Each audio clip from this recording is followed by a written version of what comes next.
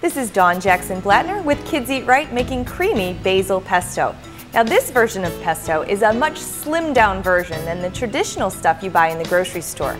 It's got a lot less calories and a lot less fat.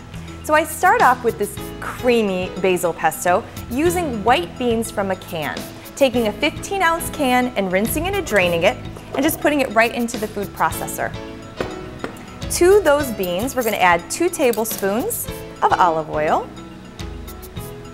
And then we're going to add 2 tablespoons of fresh lemon juice. And now we're just going to use a half of a teaspoon of salt. Now, to make it creamy basil pesto, we're going to add 1 cup of fresh basil. And let's puree this and look at the texture, because we want to be able to use this as either a dip or a sauce. So I'm going to play around with the texture and I want you to watch this.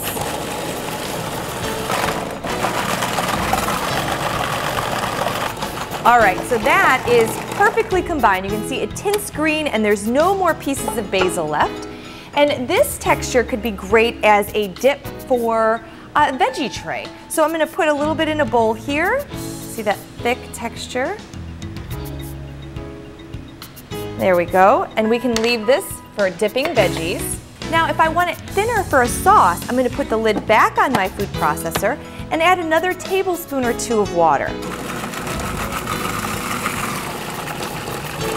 Now that we added that extra tablespoon or 2 of water, it's a much thinner consistency and it's perfect to pour on pasta. This is just whole grain pasta with fresh broccoli and grape tomatoes. And look, you can toss this delicious sauce right over the top.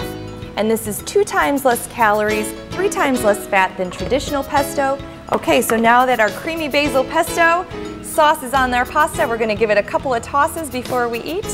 This is creamy basil pesto with Dawn Jackson Blatner for Kids Eat Right.